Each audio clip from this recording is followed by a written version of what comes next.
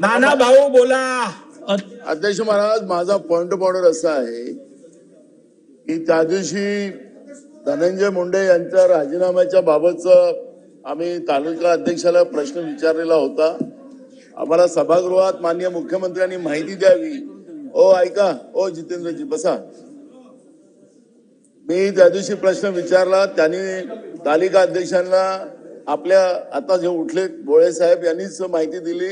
नाही, पहिली गोष्ट म्हणजे सचिवांचं माझ्याबरोबर जे संभाषण होतं त्या संदर्भात आपण चर्चा करणं अयोग्य आहे. ते केवळ अध्यक्षांना मदत करण्यासाठी आहेत, ते अदृश्य आहेत या सभागृहात.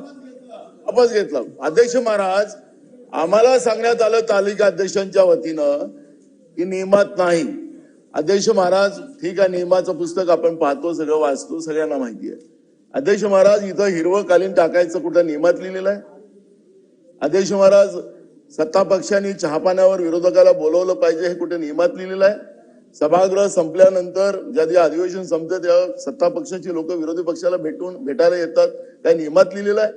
अध्यक्ष महाराज, हे प्रथा आणि परंपरा या महाराष्ट्राच्या विधिमंडळाच्या आहेत. आपणच अध्यक्ष महोदय त्या ठिकाणी सांगितलं की देश पातळीवर महाराष्ट्राच्या विधिमंडळाचा गौरव होतो, कौतुक होतो.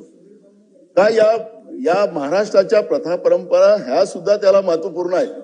काय मुख्यमंत्री महोदयांनी या विधानसभेला, या सभागृहामध्ये यांच्या मंत्र्यांचा जो राजीनामा झाला त्या अवगत करायला नाही पाहिजे? ही काय प्रथा परंपरा नाहीये. आणि म्हणून अध्यक्ष महाराज, माझी आपल्याला विनंती. एक दुसरा माझा पॉइंट ऑफ ऑर्डर असा आहे अध्यक्ष महाराज, आपलं हे कामकाज जे आहे ऑर्डर ऑफ डे, अध्यक्ष महाराज, इथं आपल्या खूप साऱ्या लक्षवेधी आहेत. पहिल्या आठवड्यामधले जे सत्ता पक्षाकडला आलेला प्रस्ताव, विरोधी पक्षाकडून आलेला प्रस्ताव आणि आज आपलं बजेटवर चर्चा.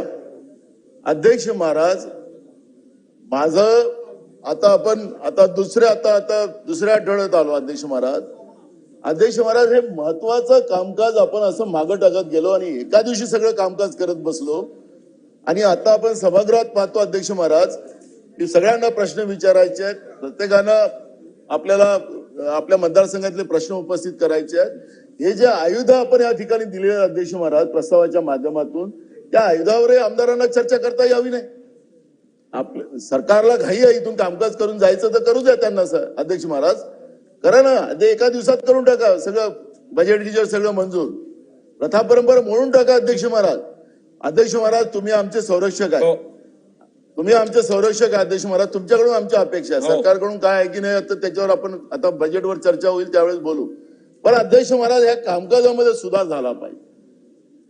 इतकं घाईगर्दीने कामकाज आपण पुढे न्यायचं. परवा आपण पुरवणी मागण्यावर 4:30 वाजताचं गिलोटिन ठेवलं होतं आणि आपण 5:30 वाजताचं, आणि आपण अध्यक्ष महाराज त्याला पूर्ण रिव्हर्स करून टाकलं. अध्यक्ष महाराज, आपण आमच्या सगळ्यांचे अधिकार सुरक्षित ठेवणं, या सभागृहाचं पावित्र्य कायम ठेवणं हे आपली जबाबदारी अध्यक्ष महाराज. आणि अध्यक्ष महाराज, हे जे कामकाज चाललेलं आहे हे काही बरोबर नाही आहे. आणि त्याच्यामुळे तालिका अध्यक्षांनाही अध्यक्ष महाराज थोडंसं सांगितलं पाहिजे की जे काही आहे आपली प्रथा परंपरा त्याच्याही गोष्टीचं अवगत असलं पाहिजे.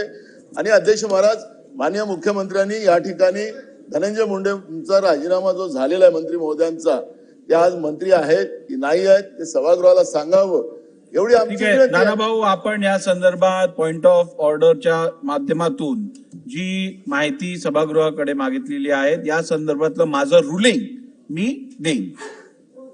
आपल्या रुलिंगच्या पूर्वी नानाभाऊंच्या मनात काही शंका असेल तर सांगतो, ते आता मंत्रिमंडळाचे सदस्य नाहीत. तुम्ही विचारलं ते मी जे विचारले त्यांच्याबद्दल सांगतो, धनंजय मुंडे आता मंत्रिमंडळाचे सदस्य नाहीत.